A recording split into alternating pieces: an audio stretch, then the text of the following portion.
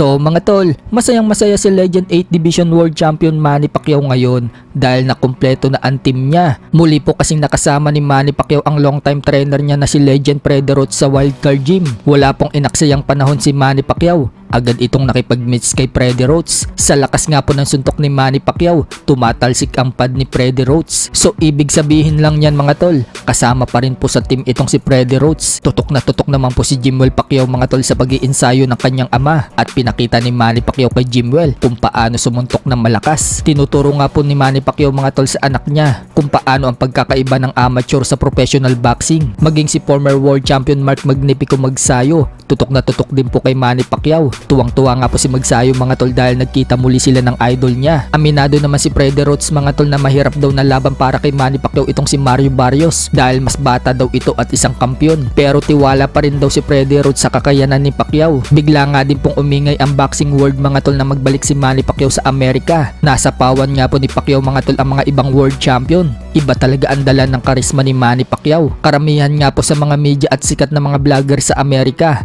nakatutok kay Manny Pacquiao. Samantala, mag-uumpisa na daw ngayong June 3 ang sale ng ticket ni Manny Pacquiao versus Barrios. Malamang yan mga tol. Kapag nag-umpisa na yan mag-sale, masosold out agad yan. Sa kabilang banda naman mga tol, nagpahayag po si Buboy Fernandez sa ES News na nag-iisa lang umano ang 8 Division World Champion na si Manny Pacquiao at mahirap na daw mabasag ang record ni Manny Pacquiao sa pagiging 8 Division World Champion. Nang tanongin naman po si Buboy Fernandez mga tol ng ES News kung magagawa din daw ba ni Inoue ang nagawa ni Manny Pacquiao, sagot ni Buboy Fernandez, sana daw masundan ni Inoue ang footstep ni Manny Pacquiao. Time daw ni Inoue ngayon at magaling na fighter daw ang Hapon. Sinabi naman ni Eli Setback ng ES News na magre-retiro na daw si Inoue after 3 years. Nagulat si Buboy Fernandez at hindi naniniwala na magre-retiro na si Inoue. Bata pa daw kasi ito para magretiro. This is the time for Inoue.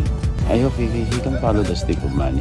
Sa ibang balita naman mga tol, matatandaan na nagkainitan po ang kampo ni Cuadro Alas at kampo ni Donaire matapos sabihin ni Coach Jason na palagan na umano ni Donaire si Cuadro Alas at kung hindi daw ito papalag, magretiro na lang daw ito sa boxing dahil mababash daw siya ng mga Pinoy fans kung hindi daw siya papalag dito kay Cuadro Alas. So nagrebat nga po dyan mga tol ang asawa at manager ni Donaire na si Rachel Donaire at sinabing hindi umano sila nakikipag-usap sa boxer na unprofessional, sinungaling at wannabes at kung ano-ano pa ang sinabi ni Rachel. Pero nag-live po itong si Jason Casimero at nilinaw niya na hindi naman daw sila kumakausap dito sa Team Donaire kundi ang promoter umano dito sa Pinas na gusto silang paglabanin. Subalit tumihingi daw itong si Donaire na malaking bayad na hindi naman kaya ibigay ng promoter. Kaya banat ni Jason mga tol, hindi naman daw nasikat itong si Donaire tapos hihingi pa na malaking bayad. At dahil sa issue na yan mga tol, nag-comment po si top 1 contender sa WBO Super Bantamweight Division Carl James Martin at binanatan itong si Jason Casimero. Sinabihan ni Martin si Jason Casimero na poor brainless daw itong si Jason with emoji na at. Dagdag pa nga po ni Martin sa ibang comment section, pinapalabas niya na walang utak si Jason at lang ang meron. So ano kaya masasabi dyan ni Coach Jason? Mukhang nakikisali na din si Martin sa bangayan na magkabilang kampo.